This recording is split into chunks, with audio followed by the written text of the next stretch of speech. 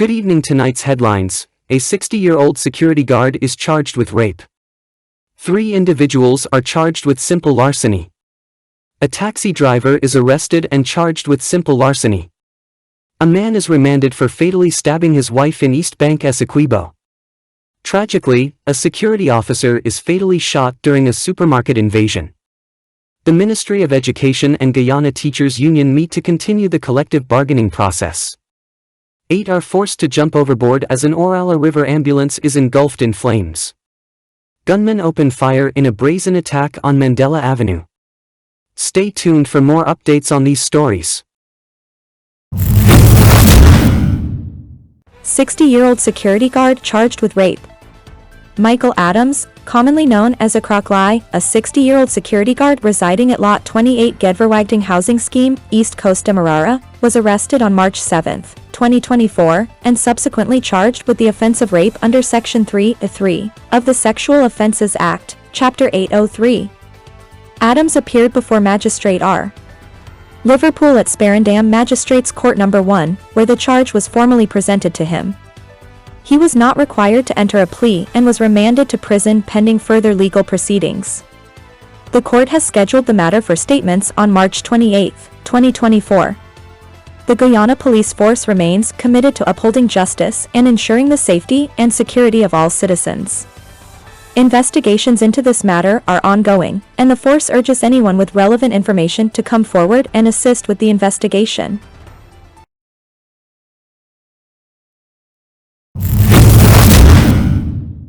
Three individuals charged with simple larceny. Wazir Askar, a 29-year-old driver, Ramdat Alfred, a 46-year-old farmer, and Naresh Alfred, a 23-year-old farmer, all residents of Martyrsville, Mon Repos, East Coast Demerara, were arrested on March 10, 2024, by a rank from the Gedverwagting police station. They were jointly charged today, Tuesday, with the offense of simple larceny, contrary to Section 164 of the Criminal Law Offences Act, Chapter 801. The trio appeared at the Vigilance Magistrates Court before Magistrate Fabio Azor, where the charge was read to them. They pleaded not guilty and were each granted bail in the sum of $75,000. The matter has been adjourned to April 15, 2024, for further proceedings. The Guyana police force remains committed to upholding law and order and encourages members of the public to report any suspicious activities or incidents to the relevant authorities.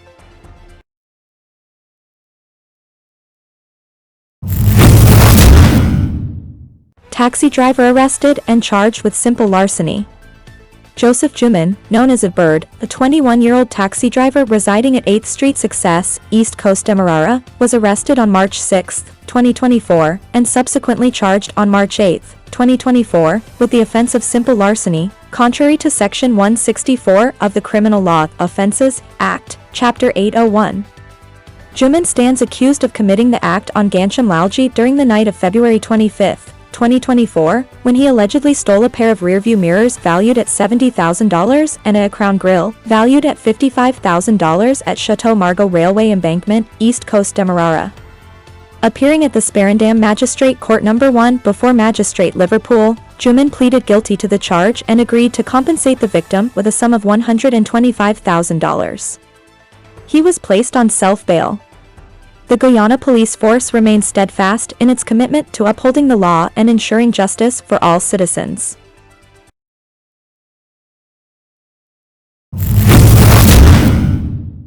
Man remanded for fatally stabbing wife in East Bank Essequibo.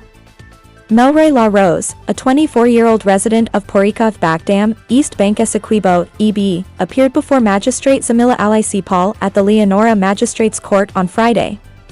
He was remanded to prison for the fatal stabbing of his wife, Nike Shah Sutton, during an argument earlier this month. La Rose was not required to plead to the indictable charge, which states that on March 4, 2024, he murdered 24-year-old Sutton at Poricov Backdam, EBE. According to reports, the tragic incident occurred following a heated argument between La Rose and Sutton, triggered by the former's return home in an inebriated state.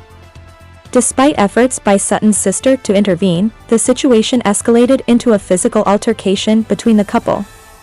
In a drunken state, La Rose instructed Sutton to leave their home, prompting her to gather some belongings and head towards her sister's nearby residence. However, as she traversed a track, La Rose attacked and fatally stabbed her in the neck with a broken glass bottle. Sutton collapsed, and La Rose fled the scene on foot. Sutton was rushed to the Leonora Cottage Hospital, where she was pronounced dead. La Rose was subsequently apprehended by the Timeri police station 2 days later. At the court appearance, La Rose was remanded to prison until March 28, 2024. The Guyana police force extends its condolences to the family and friends of Nikesha Sutton and assures the public that justice will be served in this tragic case.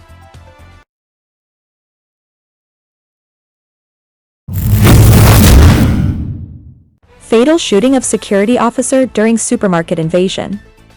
The Guyana police force regrets to inform the public of a tragic incident that occurred on Monday, resulting in the fatal shooting of a security officer during a supermarket invasion in Brazen, West Coast Demerara, WCD. The deceased has been identified as Paul Waterman, a security officer attached to the Sheriff's Security Service and a resident of Tushin, East Bank Essequibo, EBE.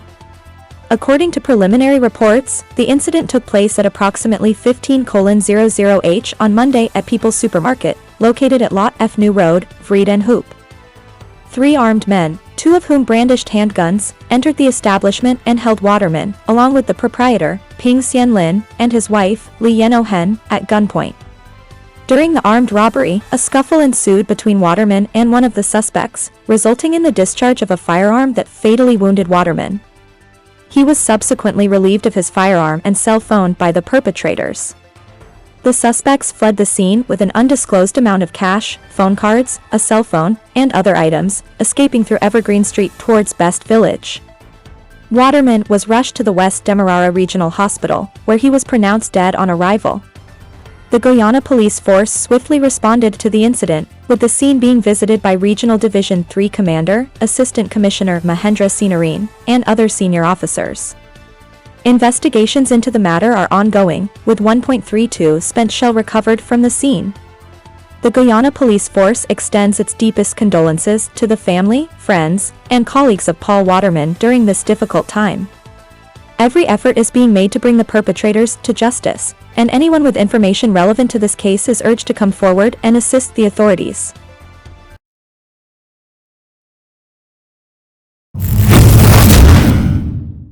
Ministry of Education and Guyana Teachers Union meet to continue collective bargaining process. This morning, representatives of the Ministry of Education and the Guyana Teachers Union, GTU, reconvened in the ministry's boardroom to resume discussions on the collective bargaining process. The meeting, which follows a mediation agreement reached last week, aimed to address outstanding issues that had resulted in a strike action by teachers in February. Representing the Ministry of Education were Permanent Secretary, Mrs. Shaniel Hussein-Outer, Chief Education Officer, Mr. Saddam Hussein, Deputy Chief Education Officers Mr. Marty De Sosa and Ms. Tiffany Harvey, along with other senior officials. The GTU delegation included President Dr. Mark Light, General Secretary Ms. Coretta McDonald, and several other union representatives. Chaired by Mrs. Hussein-Outer, the meeting addressed the government's position on salary increases, with the ministry proposing discussions on increases from 2024 onwards due to financial constraints. The ministry requested the GTU to submit a proposal for a multi-year agreement starting in 2024. However, the meeting reached an impasse as the GTU insisted on discussing salary matters for the period 2019 to 2023 exclusively, refusing to engage in dialogue on other identified issues. Despite efforts by the ministry to address various concerns raised by both parties, the GTU representatives chose to walk out of the meeting. It is important to note that teachers have received salary increases, adjustments reflecting qualifications, and corrections to salary calculations in previous years. Additionally, initiatives benefiting teachers' welfare and disposable income have been implemented nationwide. The Ministry of Education reaffirms its commitment to ongoing dialogue with the Guyana Teachers Union, emphasizing the importance of collaboration in achieving positive outcomes for teachers, students, and the education system as a whole.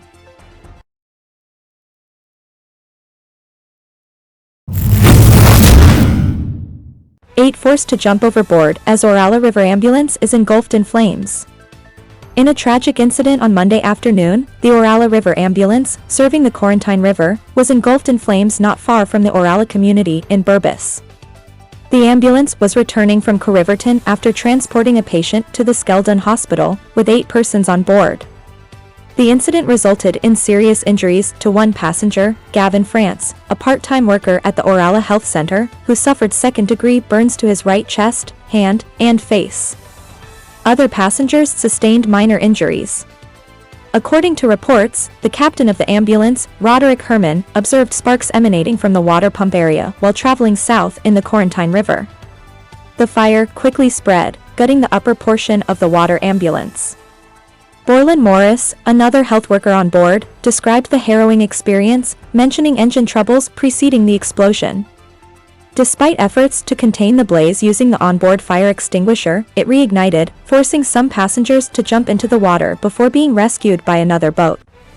All injured passengers were treated, with France transferred to the New Amsterdam Public Hospital for further care. The River Ambulance, acquired in 2018 at a cost of $22.4 million, served Orala and Siparuta communities along the Quarantine River. This tragic incident underscores the importance of maintaining safety protocols and equipment on board vessels, particularly those providing essential medical services to remote communities.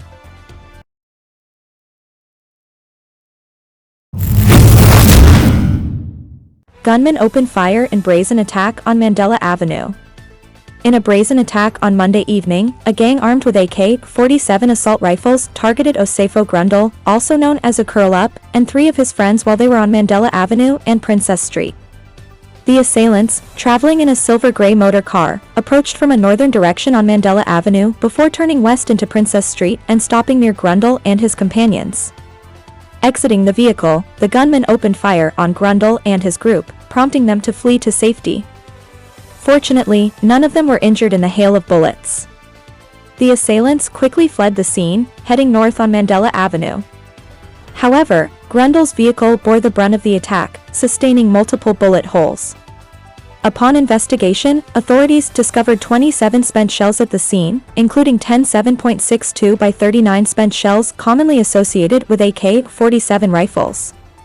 Grundle has yet to report the incident to the police, leaving investigators to piece together the details of the shooting. This alarming incident underscores the ongoing challenges posed by armed violence in our communities. Law enforcement agencies are actively working to apprehend the perpetrators and ensure the safety of all citizens.